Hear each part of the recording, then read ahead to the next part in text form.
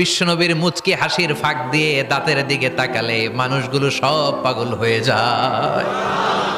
Smile দিতেন বিশ্বনবী, smile, মুচকি হাসি, তাবাসসুম। বিশ্বনবীর মুচকি হাসি দেখলে মানুষ পাগল হয়ে যেত, পাগল পাড়া হয়ে যেত। তারা বলে না না, এ মহামানব তো কখনো পাগল হতে পারে না। আবার মিলাতে লাগলো আবু জাহেলের কর্মীরা বলেছিল এটা নাকি বড় জাদুকর, কিন্তু তারা বলে না না, এই অসাধারণ লোকটা জাদুকরও হতে পারে না, সে তো কোনো মন্ত্র পড়ে না। জাদু করার জন্য মন্ত্র পড়ার দরকার আছে না নাই? বিষ্ণুনবী কি মন্ত্র পড়তো?